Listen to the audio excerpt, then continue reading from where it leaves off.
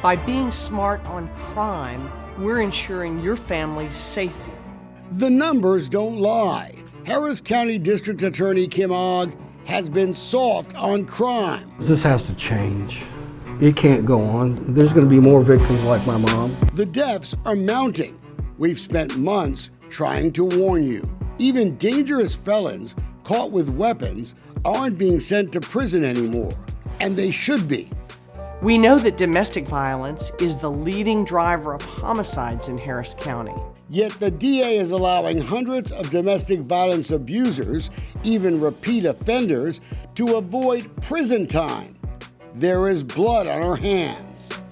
But so many questions remain because we're getting very little comment from the DA's office. And then there is the mounting secrecy. A legion of prosecutors have quit. Suggestions Ogg puts politics before justice. And the DA, she now refuses to release the resignation letters. That's simply wrong. We work hard each day to prosecute violent robbers, rapists, and murderers. You know what else seemed to be a big secret? Emails between that woman and the DA. Catherine Mize isn't just a prop in the commercials. She's been a key advisor to the Ogg campaign. And she's also been getting public funds while Ogg's been in office. Mize is one of the reasons Kim Ogg has virtually bankrupted the Hot Check Fund. When she took office, the fund had nearly $1.7 million in it. As of July 17th of this year, a whopping $167 is left. Where did all the money go? Some of the money went to fight unemployment for all the prosecutors who got fired or simply got out of Dodge. Mize and her law firm billed you $400 an hour to do what a county attorney should have done, the tab $175,000.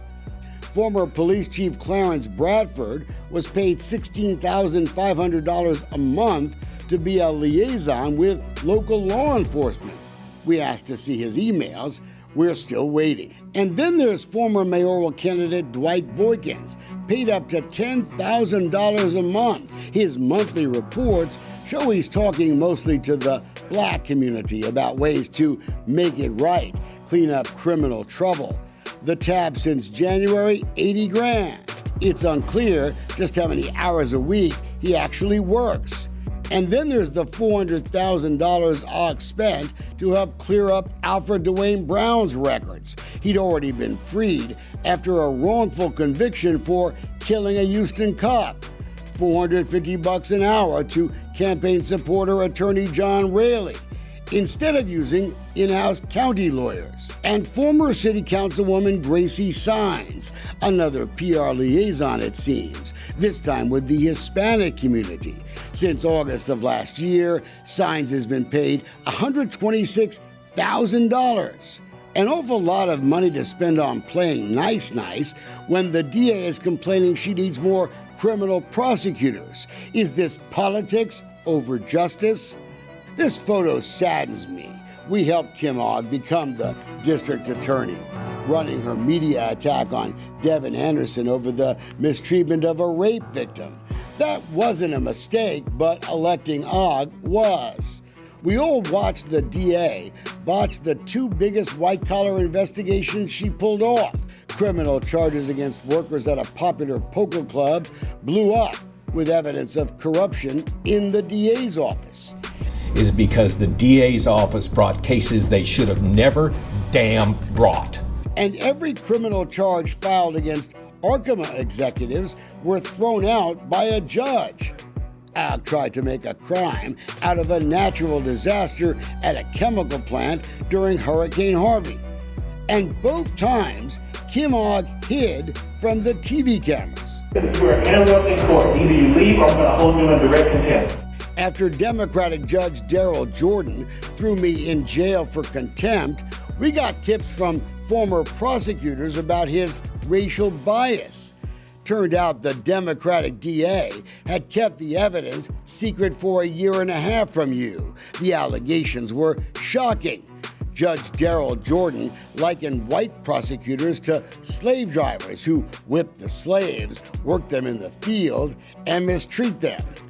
And Jordan supposedly tried to guilt black prosecutors to go easy on black defendants because they look the same. We fought for months to get the evidence. The DA tried to hide the complaint to the Judicial Conduct Commission with the help of her fellow Democratic judge.